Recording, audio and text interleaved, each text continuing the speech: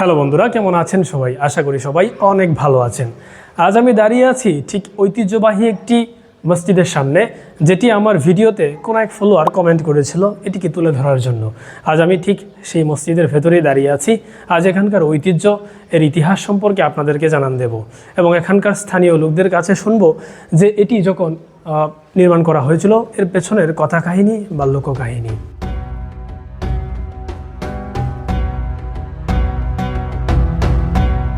বাংলাদেশের গ্রাম বাংলার নিভৃত প্রান্তে লুকিয়ে আছে অসংখ্য ইতিহাস, যেগুলো সময়ের সঙ্গে সঙ্গে হারিয়ে যাচ্ছে আমাদের চোখের আড়ালে।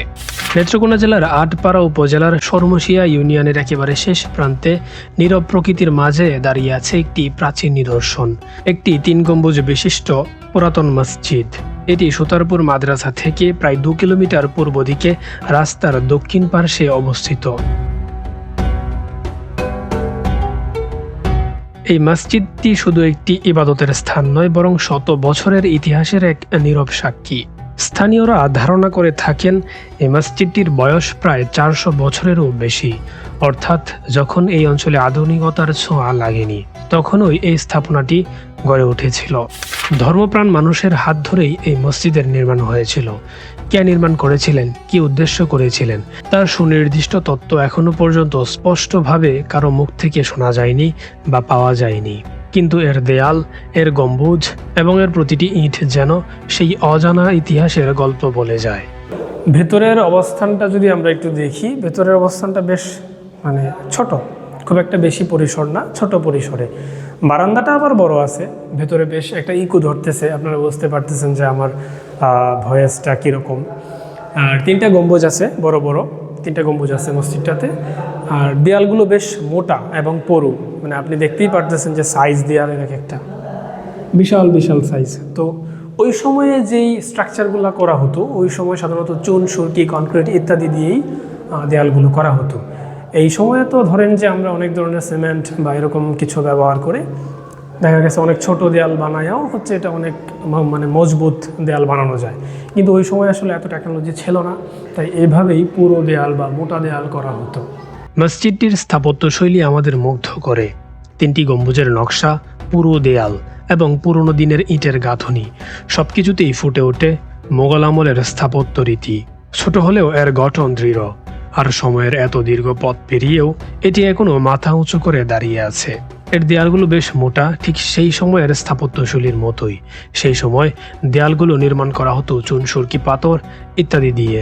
মসজিদের চারপাশে রয়েছে সবুজ প্রকৃতি, গাছপালা আর গ্রামীণ পরিবেশের সেই স্তব্ধ নীরবতা।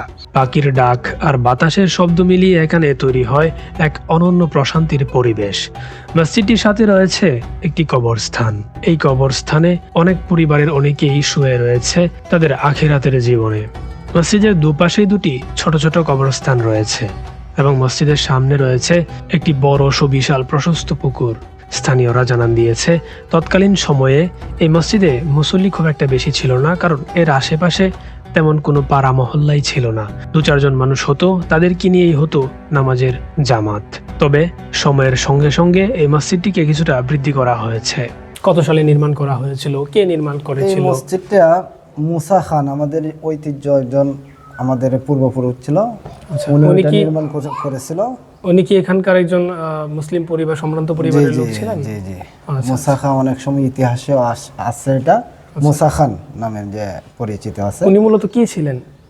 উনি মূলত এক মুসলমানই ছিলেন, মুসলমান পরিবার। রাজনৈতিক পরিপ্রেক্ষিতে না, এরকম কোনো এই সময় তো রাজনীতি ছিল না। আচ্ছা, এমনিতেই সম্ভ্রান্ত পরিবারের একজন লোক ছিলেন। আচ্ছা, ঠিক আছে। উনি যখন এই মসজিদ নির্মাণ করছেন, নির্মাণ করার পরে অনেকদিন পরে তাদের ঐতিহ্যবাহী আরেকজনকে ছিলেন হজ করার জন্য। তখন হজ করার পরে যখন আসবেন, তখন এখানে একটা কালো পাথর একটা ছিল, এটা বারিন্দা নির্মাণের উপর দিয়েছিল। বারিন্দা যখন করা হয়েছে তখন এটা নিচের দিকে নিয়ে আসা হয়েছে। এই সন এখানে আছে 1217 হিজরি আরবিতে নির্মাণ হয়েছিল। কিন্তু নির্মাণটা এটা চৌদি থেকে যখন উনি আসেন তখন ওইটা নিয়ে আসেন, কিন্তু এর আরো আগে ছিল। এর আরো আগে এটা নির্মাণ করা হয়েছিল। যে ভিত্তিপ্রস্তর এর আরো আগে, অনেক আগে ছিল।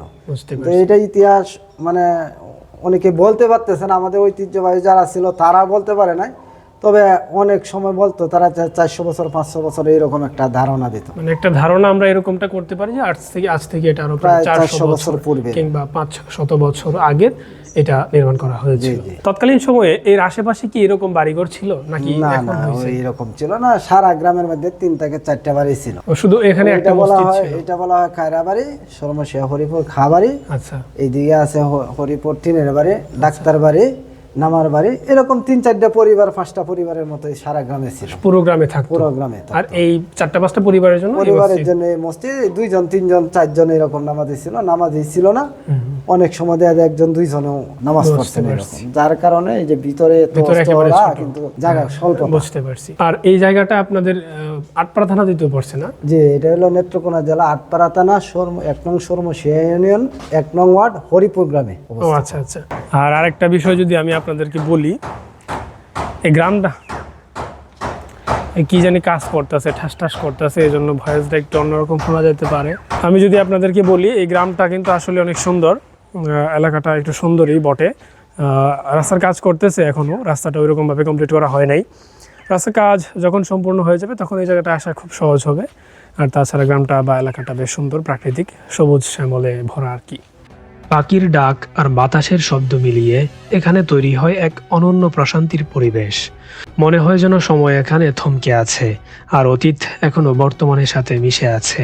স্থানীয় মানুষের কাছে এই মসজিদটি শুধু একটি ধর্মীয় স্থান নয়, এটি তাদের এক ঐতিহ্যের অংশ।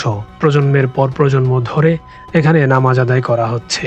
অনেকে বিশ্বাস করেন এই স্থানে জড়িয়ে আছে আধ্যাত্মিক এক অনুভূতি, যা সহজে ভাষায় প্রকাশ করা যায় না। তবে দুঃখের বিষয় হলো, এত প্রাচীন এবং ঐতিহাসিক একটি স্থাপনা হওয়া সত্ত্বেও এটি এখনো অনেকটাই অজানা রয়ে গেছে।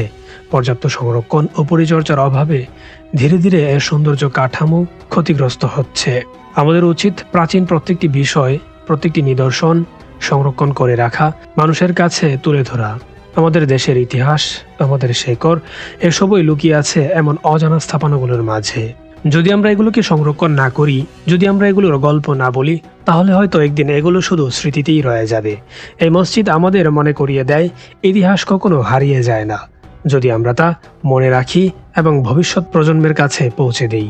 আপনি যদি ইতিহাস আর প্রকৃতির এমন মেলবন্ধন কাছ থেকে দেখতে চান, তাহলে একদিন ঘুরে আসতেই পারেন এই প্রাচীন মসজিদে। হয়তোবা আপনিও অনুভব করবেন সেই শত বছরের নীরব গল্প, আত্মার প্রশান্তিকে।